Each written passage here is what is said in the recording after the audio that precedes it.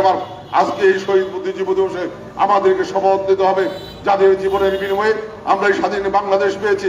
এই স্বাধীন বাংলাদেশে ওই আওয়ামী বাকশালী লুটেরা দুঃশাসনের ওই ষড়যন্ত্রকারীদের বাংলাদেশে কোনো ঠাঁই হবে না। দলকে সুসংগঠিত করে আমাদেরকে ঐক্যবদ্ধ থেকে আমাদের সাধারণ মানুষের কাছে ভোট চাইতে হবে এবং সেই ভোট নিয়ে পার হতে হবে।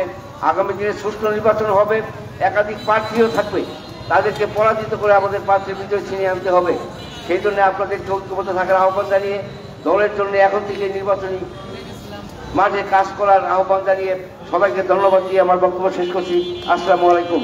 আমি বলতে চাই যে আগামী জাতীয় সংসদ নির্বাচনে আমাদের দলীয় প্রার্থী থাকবে মামুন ভাই। মামুন ভাইকে বিজয়ী করে আনার জন্য আমরা কাজ করছি, শহর বিএনপি কাজ করছে। আমরা বিশ্বাস করি আগামী জাতীয় সংসদ নির্বাচনে মামুন ভাই এমপি হিসেবে বিজয়ী হবে এবং সকলকে এই জাতীয় সংসদ নির্বাচনের মামুন ভাইকে বিজয়ী করার লক্ষ্যে কাজ করার আহ্বান জানিয়ে আমি আমার শুভেচ্ছা সংক্ষিপ্ত বক্তব্য শেষ করছি। খুদা হাফেজ। বাংলাদেশ জিন্দাবাদ। শহীদ জিয়া মরহুম দেশনেত্রী বেগম খালেদা জিয়া জিন্দাবাদ। ৭১ সালকে একটু পিছনে রাখা, যেটা আমি মনে করি যে আর একটি ইতিহাস বিকৃতির একটা, এটা কোনো নেই, আপনার প্রমাণ নেই, কিন্তু আমার কাছে এটা মনে হয় এই বিষয়টা থেকে আমাদের সজাগ থাকতে হবে।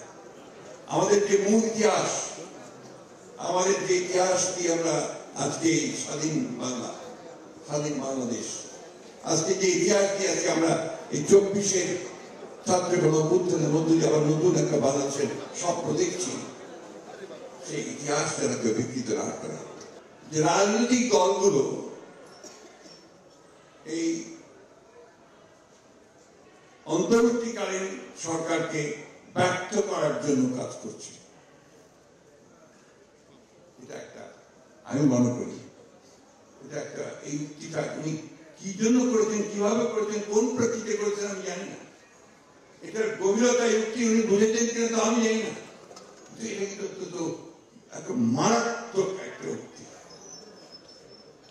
এই সরকার অন্তর্বর্তীকালীন সরকার, এই সরকারকে আমরা সমস্ত মানুষ যারা আন্দোলন করেছি, যারা ফ্যাসিস্ট সরকারকে তাড়াবার জন্য আন্দোলন করেছি, ছাত্ররা বুকে রক্ত দিয়েছে, বুকে আমরা রক্ত দিয়েছি, তারা সবাই মিলে এই সরকারকে আমরা দায়িত্ব দিয়েছি।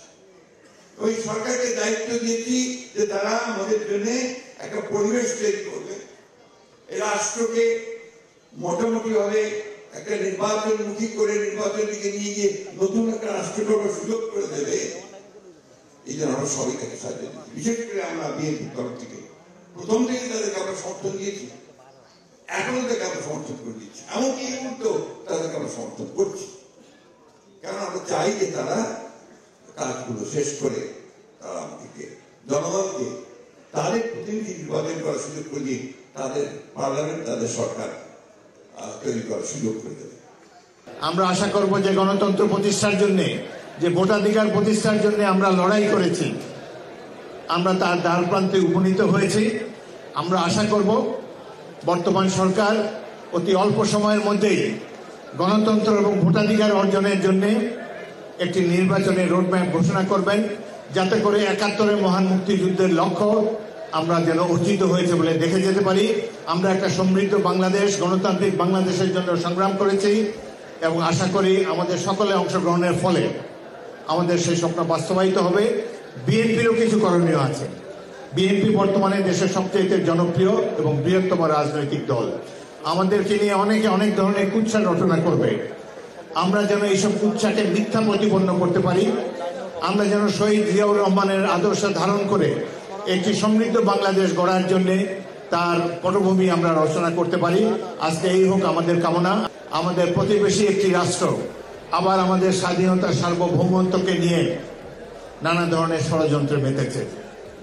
সেই কারণেই এই ৭১-এর 14ই ডিসেম্বরের কথাটি উল্লেখ করলাম।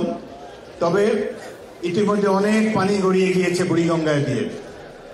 স্বাধীনতার অব্যবহিত পরে আমরা লক্ষ্য করেছি যে লক্ষ্যসমূহ ধারণ করে আমরা মুক্তিযুদ্ধে অংশগ্রহণ করেছিলাম। সারা জাতি যুদ্ধ করেছে। সাম্য, মানবিক মর্যাদা, সামাজিক ন্যায় বিচার, এই লক্ষ্যসমূহ অর্জনের জন্য অযুত মানুষ জীবন দিয়েছে। সারা জাতি যুদ্ধ করেছে। কিন্তু তৎকালীন ক্ষমতাসীন দল আওয়ামী লীগ, তারা তাদের দলের সমৃদ্ধির জন্য ব্যস্ত ছিল। জনজীবনে কোনো পরিবর্তন তারা আনতে পারেনি এবং বাংলাদেশের গণতন্ত্রকে তারা ঝেঁটিয়ে বিদায় করেছে এবং একটি একদলীয় রাষ্ট্রে পরিণত করেছে বাংলাদেশে।